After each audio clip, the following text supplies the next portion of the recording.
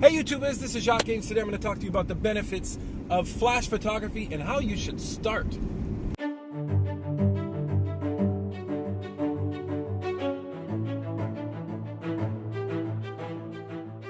Hey YouTubers, always fun to talk to you guys. Welcome back to my channel. Jacques is all about art, all about photography, all about music, all about composition. It's all about a lot of stuff, but you know, it's basically creating something from nothing.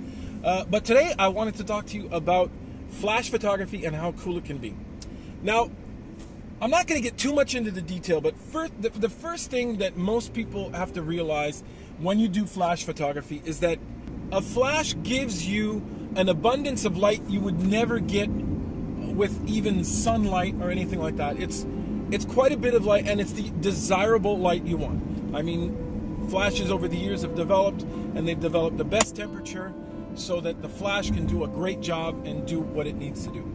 But one of the big benefits of flash photography is the level upon which you can control your light. So you can get the same intensity maybe with the sun on a sunny day, but you can't control that light. It's all over the place. So you can't control highlights and shadows to get the type of shot you want to make something that's decent. Flash allows you that possibility.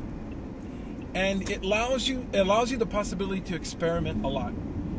Using different flash modifiers, you can have a beauty dish, a softbox, a snoot, a nozzle, a grid, all kinds of different stuff to make your photography great. And you can point the light where you want it and point the light away from where you don't want it. And those are really the big benefits of flash photography. And one of the biggest points I tell a lot of people who ask me, well, what do you do to start flash photography? I always tell them, never get discouraged by your first shots. Never, never.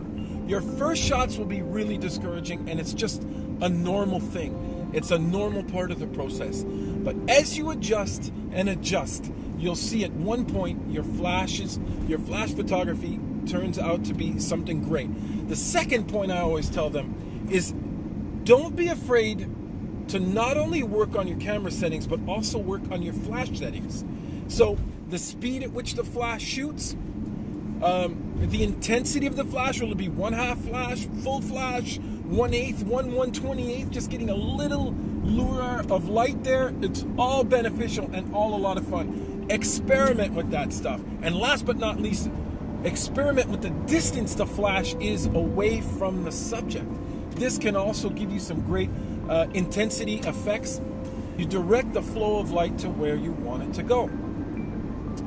Now, the last thing I want to say is the big benefit of flash photography is the fact that you can control time. You really can stop time. Now, most cameras go at 1/250th, 1/25th, 1/160th of a second. They have a flash, what's called a flash sync. I'll probably do a video on what the flash sync is, but it involves the first and second curtain, But the point with that is that you can deal with that speed. So at 1/250th of a second, 1/160th, you basically do freeze your frame totally. So in an otherwise dark situation, you can freeze your frame.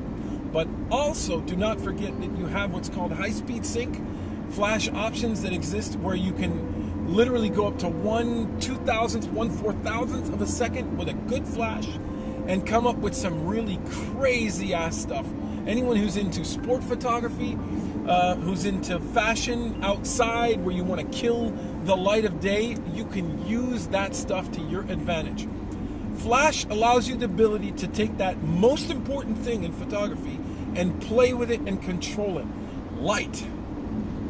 That's all I wanted to say today, guys. Listen, if you have any points about flash photography, how it's beneficial or how it might even be not good, just leave a link, just comment down below and tell me what you guys think about flash photography, how it's changed your life, because it has changed mine.